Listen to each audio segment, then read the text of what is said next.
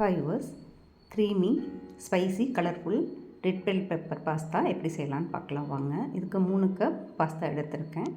2 சிகப்பு குடமிளகாய் எடுத்துக்கோங்க, 3 தக்காளி, 4 பல் பூண்டு, 1 பெரிய வெங்காயம் இதெல்லாம் எடுத்துக்கோங்க. இப்போ இதையெல்லாம் கட் பண்ணி மிக்ஸி ஜாரில் போட்டு நல்ல பேஸ்ட்டாக அரைச்சி எடுத்துக்கோங்க.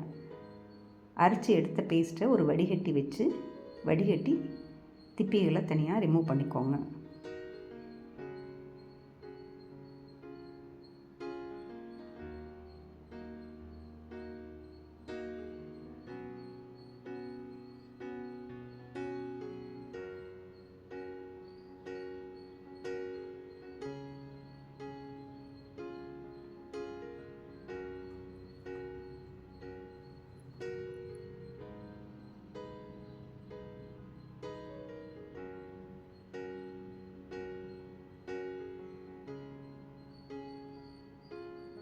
ஒரு கடாயை வச்சு அதில் 1 டீஸ்பூன் பட்டர் போட்டுக்கோங்க.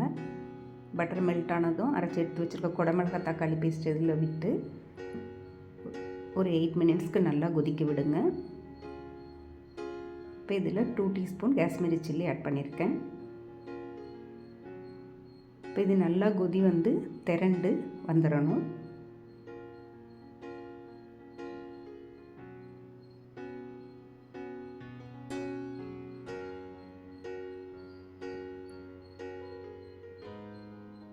இது போல் திரண்டு வந்ததும் 1 டீஸ்பூன் சால்ட் ஆட் பண்ணிக்கோங்க. ஒரு ஹாட் வாட்டர் வச்சு ஹாட் வாட்டரில் சால்ட் போட்டு பாஸ்தாவோட டைமுக்கு தகுந்த மாதிரி டைம் வச்சு கொதிக்க வச்சு வேக வச்சு வடிகட்டி எடுத்து வச்சுக்கோங்க. ஒரு பேன் வச்சு 2 டேபிள் ஸ்பூன் பட்டர் போட்டுக்கோங்க, 2 டேபிள் ஸ்பூன் மைதா எடுத்துக்கோங்க. இப்போ நம்ம ஒயிட் சாஸ் பண்ணுறதுக்காக ரெடி பண்ணுறோம். இப்போ 2 கப் மில்க் எடுத்துக்கோங்க. இப்போ ஒயிட் சாஸ் எப்படி பண்ணுறதுன்னு இதுக்கு முன்னாடி இருக்கிற பர்பிள் சாஸ் பாஸ்தா வீடியோவில் டீட்டெயிலாக இருக்குது, பார்த்துக்கோங்க. இப்போ பாஸ்தாவை வடிகட்டி இது போல் வாஷ் பண்ணி எடுத்து வச்சுக்கோங்க. ஒரு தட்டில் கொட்டி வச்சுக்கோங்க. இப்போ இந்த ஒயிட் சாஸில் seasoning oregano, red chilli flakes, parsley நான் ஆட் பண்ணியிருக்கேன். உங்களுக்கு பெப்பர் வேணுனாலும் நீங்கள் ஆட் பண்ணிக்கலாம்.